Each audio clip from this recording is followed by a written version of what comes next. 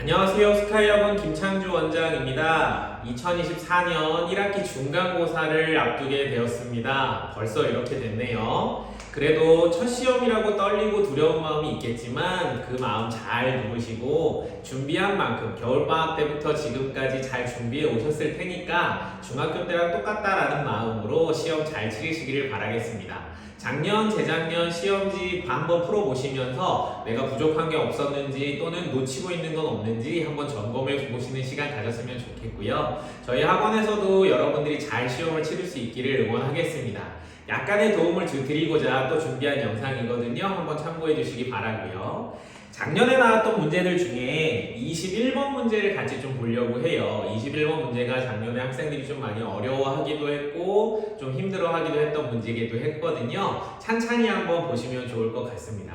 작년에 나왔던 21번 문제를 한번 같이 점검해 볼게요. 다음 식의 연산과 관련한 문제인데 그 문제에서 제시하고 있는 제시문들을 보면 어떤 식을 나누었더니 뭐 나머지가 얼마고 어떤 거는 나누어 떨어지고 이런 이야기들을 하고 있거든요. 이 문제는 다항식의 나눗셈을 통해서 다항식을 파악할 수 있는가, 다항식의 관계성을 파악할 수 있는가 그거를 보는 문제고요. 다항식의 나눗셈은 여러 가지 나누기 방법들이 있는데 그 중에 뭘 쓰는 거냐면 지금은 뭐 없어진 표현이긴 하지만 검산식을 이용해서 나눗셈의 표현을 가지고 다항식을 항등식의 형태로 바꿔서 우리가 풀어가는 모형들을 보고 있습니다.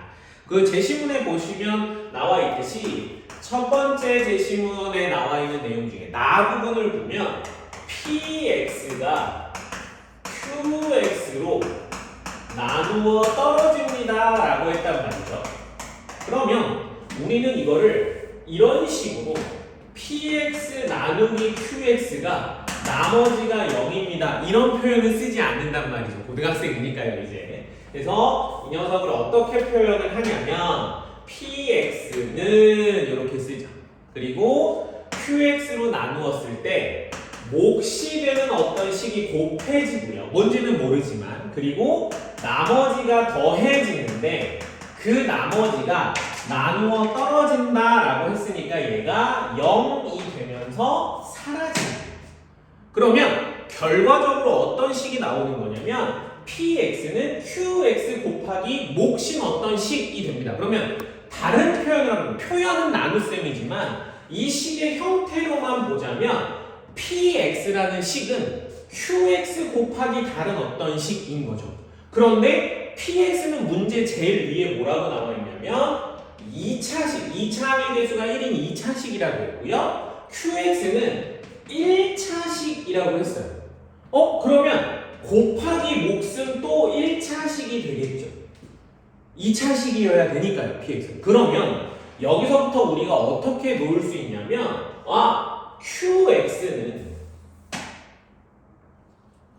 qx는 1차 항의 개수가 1인 1차식이라고 했으니까 x 플러스 a 이렇게 놓을 수 있는 거죠.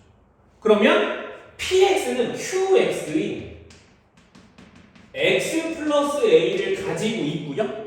그 다음 또 다른 어떤 1차식의 곱의 형태로 나와 있어야만 하는 거죠. 그런데 문제에서 보면 px도 2차 항의 개수가 1인 2차식이라고 했으니까 얘도 x 플러스 모시기로 시작해야 되겠구나. 왜냐하면 전개했을 때 2차 항의 개수가 1인 2차식으로 시작해야 되니까요.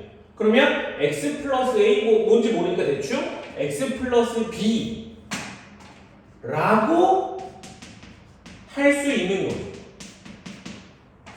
그러니까 포인트를 이렇게 잡고 시작하시면 될 것 같아요.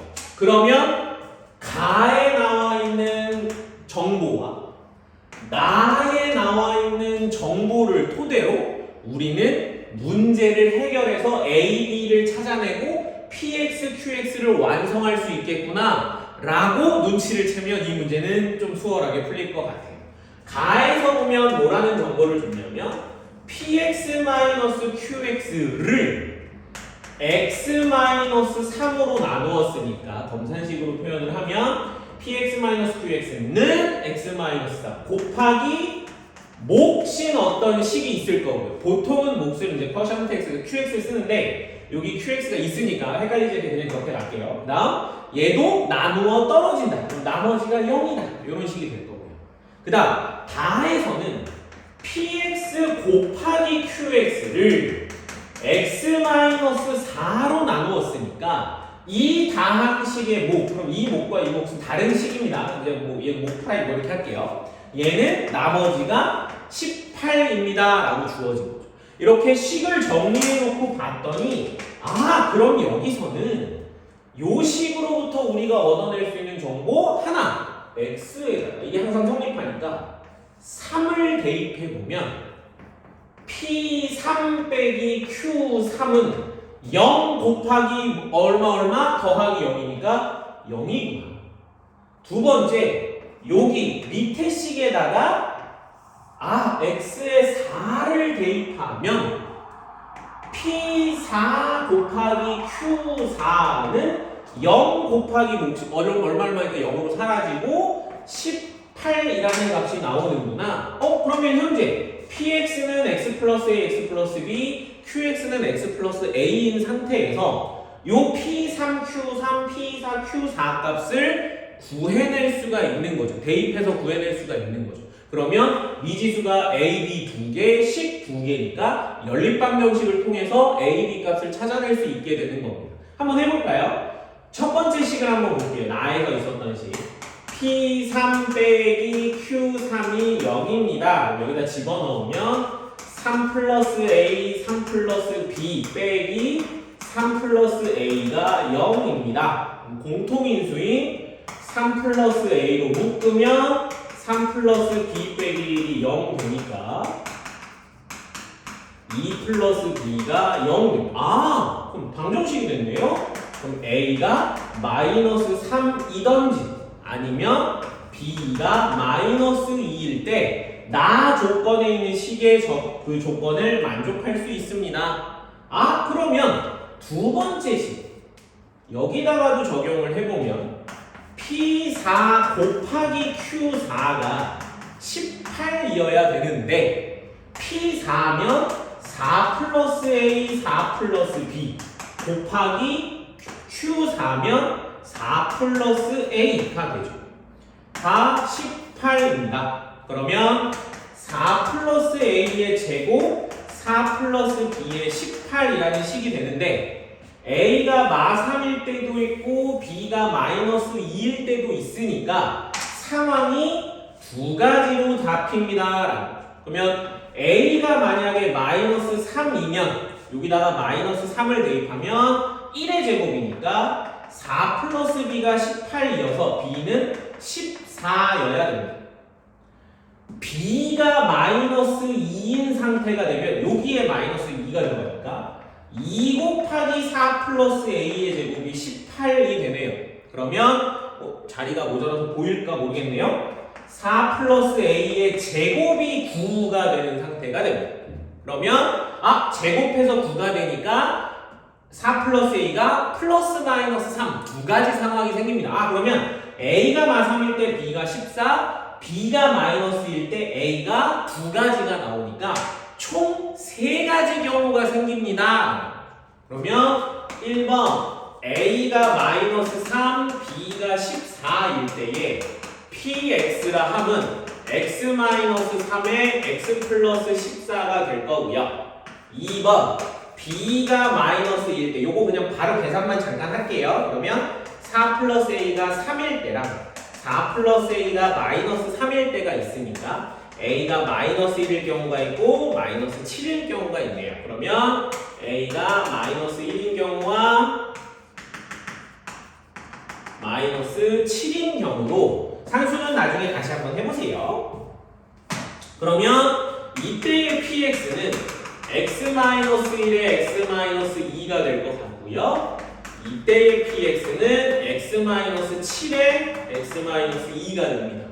그러면 문제에서 뭐라고 했냐면 이 조건을 만족하는 PX 요 세 개를 모두 더한 것을 XX라고 하죠. 그러면 SX는 요 세 개의 2차식 X-3에 X 플러스 14, X-1에 X-2, X-2 x-7에 x-2를 다 더한 거죠. 그러면 원래는 얘네들을 다 전개해서 3x제곱 플러스 뭐시기 하고 풀어야 되는데 어차피 문제에서 묻고 있는 바가 뭐냐면 sx를 구하세요가 아니라 s5를 구하는 게 문제입니다.